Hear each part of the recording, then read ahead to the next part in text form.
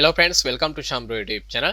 මේ වීඩියෝ කරා මම ඔයාලට කියා දෙන්න යන්නේ අමතකුණ පාස්වර්ඩ් එකක් ආයෙ බලාගන්නේ කොහොමද? ඒ කියන්නේ හිතන්න ඔයාලගේ Facebook account එකේ password එක නැත්නම් AliExpress එකේ eBay එකේ මොකක් හරි වේවා ඔයාලට ඒ ඔයාගේ account එකේ password එක අමතකයි. දැන් ඔයාලට ඕනි මේ password එක කොහොම හරි කරලා හොයාගන්න. ඉතින් මේකට හරිම සරල method එකක් තියෙනවා. step by step මේ වීඩියෝ එක follow කරන්න.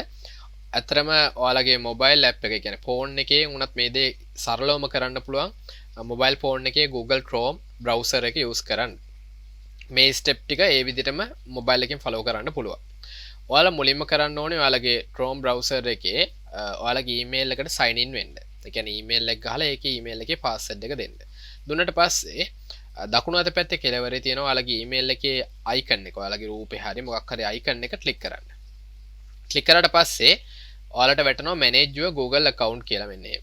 ඒක ක්ලික් කරන්න. ක්ලික් කරාට පස්සේ ඔයාලට බලා ගන්න පුළුවන් වම් අත පැත්තේ පල්ලෙහාට හතර වෙනියට security කියලා තියෙනවා. mobile app එකේ නම් මෙන්න මේ අතර තිරස් අතට තීරුවක් තියෙනවා මෙන්න මෙහෙම.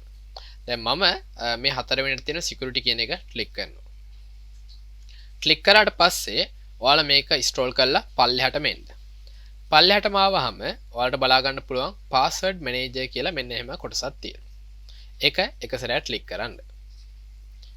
ක්ලික් කරාට පස්සේ ඔයාලට බලා ගන්න පුළුවන් මේ වෙනකොට ඔයාලගේ email එක use කරලා ඔයාලා account හදපු එක එක website වල නම් තියෙනවා. සමහර වෙලාවට නැති අයත් ඇති මෙතන.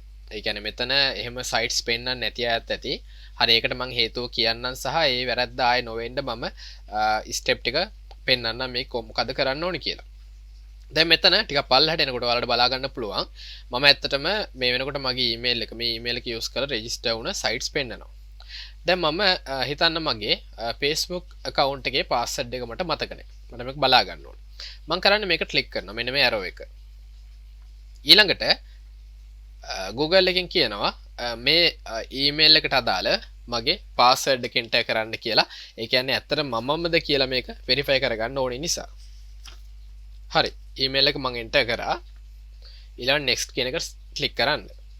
හරි. දැන් ඔයාලට බලා ගන්න පුළුවන් මගේ Facebook account එකේ register වෙන්න මම use කරපු mobile phone number එක ඒ වගේම password එක යටින් පෙන්නනවා. මේ password එක ඔයාලට පුළුවන් මෙන්න මේ නිකන් හැක් වගේ සිම්බල් එකක් තියෙනවනේ ඒක ක්ලික් කරාට පස්සේ ඔයාලට මේ password එක visible වෙනවා.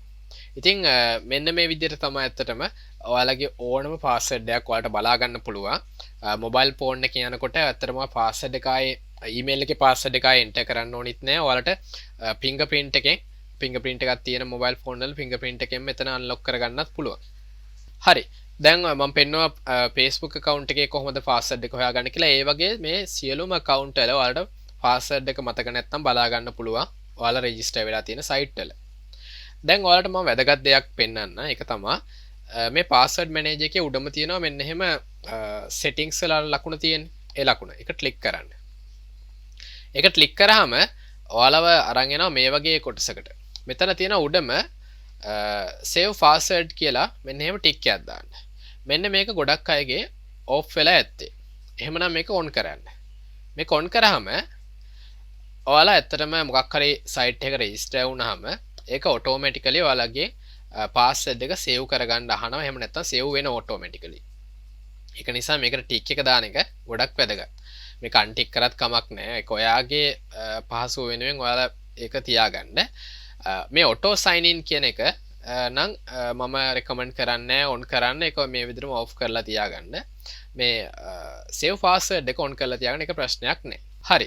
මම හිතනවා දැන් ඔයාලා දන්නවා කොහොමද ගොඩක් ඊටාම පහසුවෙන් කොහොමද ඔයාලා register වුණ site වල password හොයාගන්නේ කියලා. හදිස්සියෙ මෙතන කිසිම site එකක් පෙන්වන්නේ නැත්නම් ඒකට හේතුව තමයි ඇත්තටම මෙන්න මෙතන settings option වල ඇත්තටම ඔයා කිසිම password එකක් save කරන්න මෙතන දීලා නැත්නම් එහෙම වුණොත් තමයි ඇත්තටම මෙතන කිසිම password එකක් කිසිම site එකක් ඇත්තටම save වෙන්නේ නැත්තේ.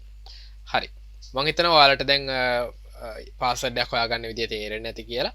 ඉතින් වීඩියෝ එක හොඳ නම් අනිවාර්යයෙන්ම like කරන්න, share කරන්න, comment කරන්න. බොහොම ස්තුතියි මගේ වීඩියෝත් එක්ක එකතු වුණාට.